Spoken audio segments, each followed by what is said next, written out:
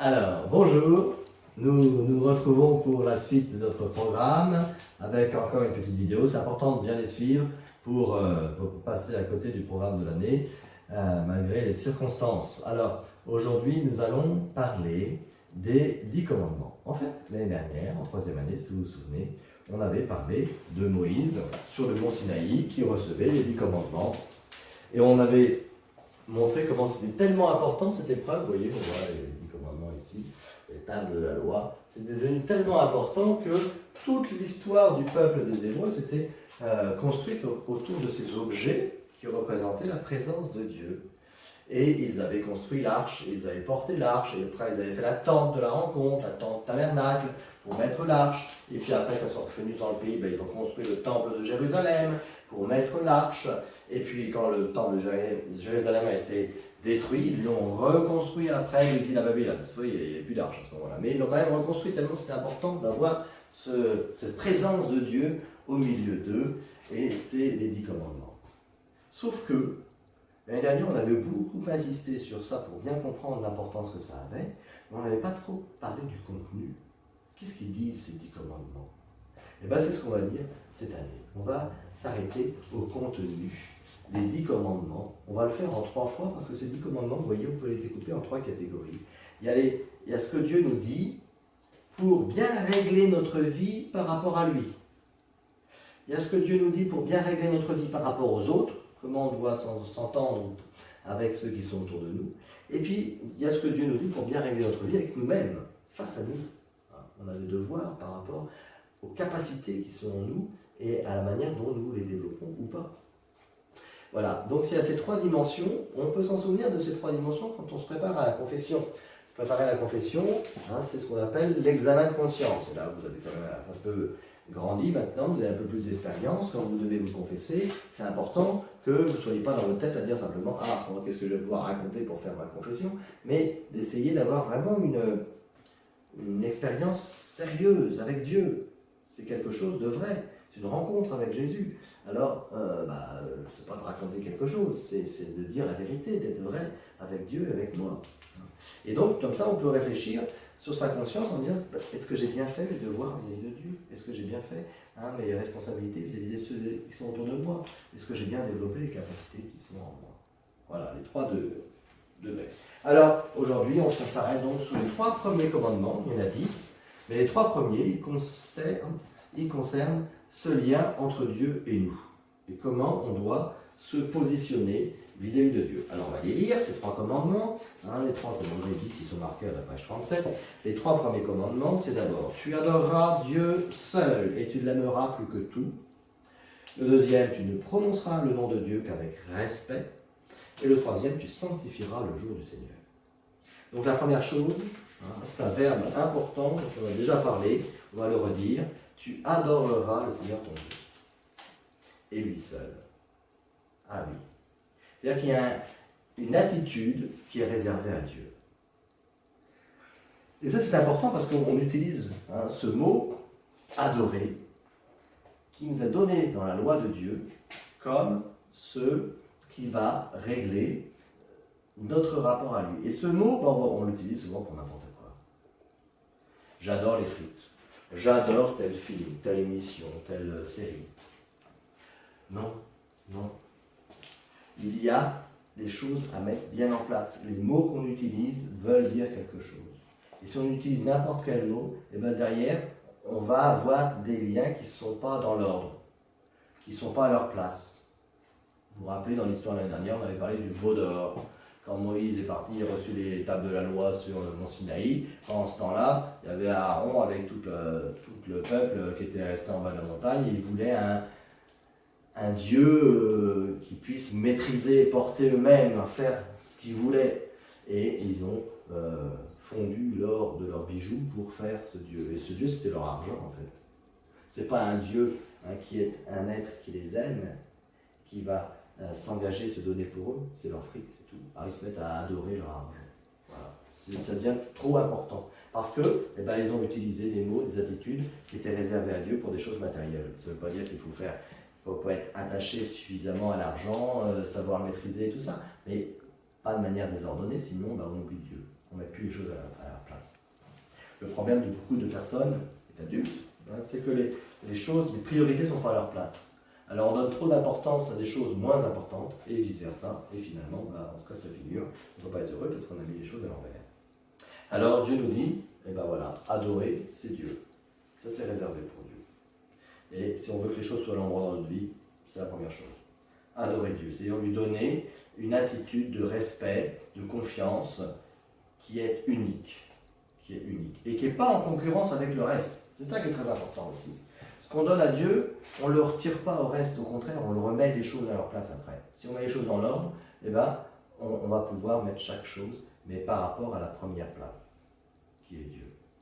C'est pour ça que Dieu on le retrouvera dans les commandements derrière, il ne va pas nous dire des choses qui vont nous empêcher de faire bien notre travail ou bien aimer nos parents. Bien entendu que non.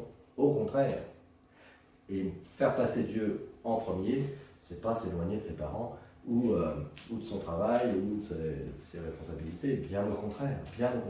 C'est être capable, rendu capable de ne pas aimer simplement avec des bonnes intentions, mais en réalité, grâce à la place que j'ai donnée à Dieu en premier, puisque c'est lui qui est à l'origine de tout. Donc, adorer Dieu, c'est lui donner cette place qui lui revient, qui est la première, c'est-à-dire au moins qui est quotidienne. Dans ma journée, si je dois prier tous les jours, c'est parce que Dieu est Dieu. Bien sûr, des fois, je vais lui demander des choses. Et même si je n'ai rien à lui demander, Dieu est Dieu. Et donc, je suis dans un lien de confiance, d'adoration, de vénération avec lui, qui est unique. Et que je ne vais pas mettre en concurrence avec le reste, qui ne va pas être négociable. Voilà. Des fois, je négocie dans ma vie, je négocie pour ceci, pour cela, pour aller à la piscine, pour aller faire ci, pour faire ça. Avec Dieu, je n'ai pas à négocier. Dieu est Dieu. Ça ne se discute pas. Ça se reçoit, ça se comprend, ça s'approfondit, ça se vit. C'est tout. Voilà pour le premier des commandements. Et qui est essentiel. S'il n'y a pas le premier, le reste, ça s'écroule. D'ailleurs, quand on pose la question à Jésus, quel est le plus important de tous les commandements? Parce qu'il y avait les 10, mais il y avait d'autres prescriptions, plein de choses. Alors Jésus est interrogé un jour là-dessus. Et il dit, tu aimeras le Seigneur ton Dieu. Et il rajoute, et ton prochain. Aimer les autres aussi autour.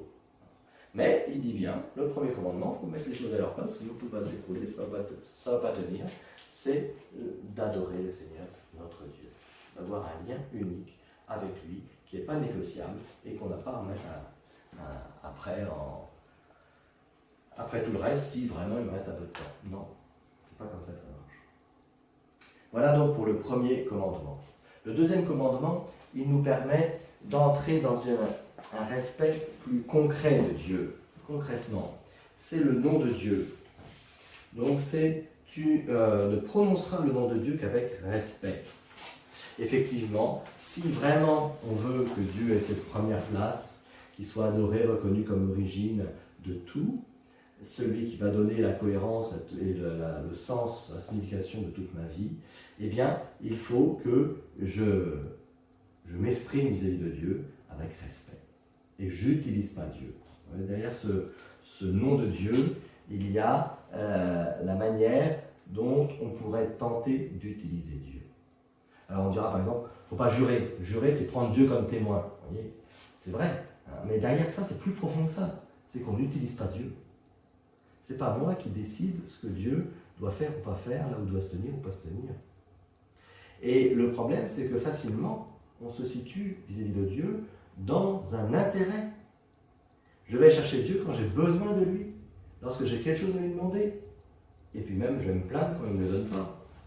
Parce que je le mets à mon service. Et s'il ne m'obéit pas, eh ben, c'est de sa faute. Et puis alors, il y a des gens qui vous disent que Dieu n'existe pas ou qu'il est méchant parce qu'il ne les a pas écoutés. On marche à l'envers. C'est à eux d'écouter le Seigneur avant de mettre Dieu à leur botte. Vous comprenez? On veut mettre les choses à l'envers et puis après on se plaint que ça ne marche pas. Ouais, c'est normal. Donc, respect du nom de Dieu, c'est de jamais utiliser Dieu. S'il y a des choses qui ne marchent pas comme nous on penserait, eh bien, il faut se poser la question pourquoi. Il faut garder la confiance et la foi. Et faire confiance au Seigneur. Et lui redire. Si il nous semblerait que ça serait mieux comme ci, comme ça, on va lui dire, on va lui redire, on va persévérer. Et un jour, on comprendra. Mais ce n'est pas à nous de décider comme si on savait mieux que Dieu. Ce n'est pas possible. Vous n'arrivez pas le matin en disant à vos profs, bon, écoutez, asseyez-vous, je vais vous expliquer, parce que vous n'avez pas bien suivi la leçon, c'est moi qui vais vous faire la leçon. Non, on ne renverse pas les choses. On n'utilise pas Dieu. Ça, c'est très important, parce que ça dénature complètement ce lien avec lui, et puis ça ne nous permet pas de comprendre aussi ce qu'il est vraiment. Et les gens se créent des faux dieux comme ça. Quand on dit qu'on fait la guerre au nom de Dieu, c'est évident, c'est nous qui allons chercher, qui construisons un faux Dieu pour l'utiliser, pour qu'il soit avec nous, pour nous faire croire qu'on est plus important que les autres. Eh ben non, ça c'est pas Dieu. Et à cause de ça, il y a beaucoup de gens qui, sincèrement, ne croient pas en Dieu ou ont du mal avec Dieu, parce qu'on leur présente tellement d'images de faux dieux, mais qu'ils ne savent plus. Alors le chrétien, le catholique, doit vraiment être très, très intègre, très attentif à ça, de mettre Dieu tel qu'il est, à sa place, et pas chercher à l'utiliser. Sinon, on met tout à l'envers. Et c'est grave, c'est très grave. C'est pour ça que Dieu, le sachant depuis le début, le veau d'or, l'histoire du veau d'or, c'est ça, eh bien, il nous met en garde. Les 10 commandements, vous voyez, c'est un petit peu comme la notice. Dieu nous a créés et il nous a donné la notice. Comment ça marche? Quand on achète un objet, on lit la notice pour comprendre comment celui qui a créé cet objet veut que ça fonctionne. Parce que si on l'utilise n'importe comment, on est libre, on peut le faire. On peut utiliser l'objet n'importe comment si on l'a acheté, c'est à nous. Mais si on ne suit pas, si on ne fait pas confiance à celui qui l'a créé, on n'arrivera jamais à obtenir ce qu'on voudra de cet objet. On l'utilisera à l'envers. L'être humain, c'est pareil. Dieu l'a créé avec des règles. Il y a des choses qu'on ressent, qu'on est capable, on n'est pas capable. C'est normal. Il faut prendre les choses dans l'ordre. Il faut bien écouter, s'écouter, se comprendre, écouter Dieu, avec les commandements particuliers. Et si on fait ce que Dieu nous dit dans les commandements, on sera étonné de la manière dont on sera capable de faire des grandes choses et être heureux profondément. Et si on n'écoute pas, si on utilise notre corps, notre âme, nos capacités, nos facultés n'importe comment, après on se plaindra, on passera son temps à se plaindre en disant on n'est pas heureux, on n'est pas épanoui, on n'est pas ceci, on n'est pas cela, on va à Paris, forcément. Donc ça c'est très important de faire confiance au Seigneur. Dans les commandements, il donne comme la notice d'emploi de notre être, de ce qu'il a créé en nous créant. Voilà. Le troisième commandement, qui règle toujours le lien entre Dieu et nous, c'est « Tu sanctifieras le jour du Seigneur ». Alors ça c'est très important, Tu sanctifieras le jour du Seigneur. C'est-à-dire que Dieu nous donne du temps, il nous donne tout pour que l'on puisse faire nos choix, être libre. Mais en même temps, il nous dit, attention, il y a un moment pour se souvenir de Dieu, pour rester en lien. Ce moment, ce qu'on appelle le jour du Seigneur. Alors, il y a plusieurs traditions, mais en français, Dominus, dies Domini, ça a donné dimanche. Dies, le jour, en latin, Domini, le jour du Seigneur, le dimanche. Donc, le mot dimanche, ça veut dire, ça c'est le jour qui appartient à Dieu. Et donc, s'il appartient à Dieu, on ne le prend pas pour nous. C'est-à-dire qu'on ne va pas gagner de l'argent de la même manière qu'en semaine, quand on travaille. Ça veut dire qu'il y a un temps, celui de la messe pour le chrétien, la messe, c'est le moment de la rencontre plus profonde avec Jésus. Voilà. C'est pas par hasard. C'est pas le curé qui a inventé qu'il y avait la messe le dimanche pour qu'il fasse le cake ou je sais pas quoi. Non, c'est le curé qui organise pour que les gens puissent avoir la messe parce que c'est un lien unique entre leur créateur et eux et que c'est très important pour que leur vie reste ce bon chemin, qu'ils aient ce lien. Sinon, c'est comme, sinon on risque, vous savez, quand on joue avec un drone, puis si le drone il va trop loin, on n'a plus les commandes, on n'a plus de lien, le drone il se perd. Donc il y a un lien invisible entre Dieu et nous, c'est à nous de l'entretenir, de ne pas partir trop loin. Et la messe du dimanche, le jour qui lui est consacré, ça sert à ça. Alors c'est vrai qu'il faut prier tous les jours, mais le dimanche, un peu plus. Et puis dans nos activités, on développe davantage des choses, entre guillemets, gratuites. Le lien avec nos amis, nos proches, nos parents, nos familles, le lien dans les activités qu'on va faire, ça va moins être dans le sens d'un intérêt pour nous. C'est plus dans ce qu'on va donner. Parce que c'est le jour du Seigneur, ce n'est pas notre jour à nous. Et il n'y en a qu'un sur 7, vous voyez, c'est le Seigneur qui a voulu, dans le récit de la création, nous faire comprendre qu'il y avait un équilibre avec un jour sur 7 qui nous permet de garder ce lien avec lui. le jour du Seigneur. Voilà. Donc ça, il faut s'en souvenir, c'est très important, l'habitude de la messe du dimanche. Du dimanche, c'est pas simplement, on pourrait dire, culturel ou sociologique, c'est quelque chose qui est très fondamental en nous. Et si on passe à côté, eh ben, il y a quelque chose qui se décroche.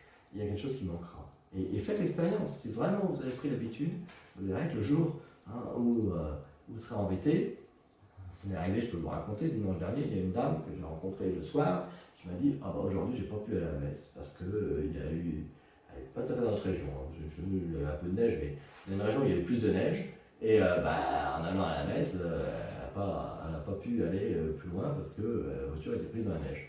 Et ça lui a fait tout bizarre parce que ça faisait des années, elle n'avait pas souvenir d'un dimanche sans la messe. Alors on peut essayer de remplacer, et puis quand il y a les confinements, des choses comme ça, on essaie de remplacer, bien sûr, mais pour un chrétien, c'est pas normal. Il manque quelque chose. Voilà. Il y a un lien essentiel qu'il nous faut garder. Voilà, on va en rester là et on se retrouve le plus vite possible, déjà pour la messe, donc avec tout ce qu'on a dit, et puis en instant de catéchisme pour continuer notre programme. À bientôt.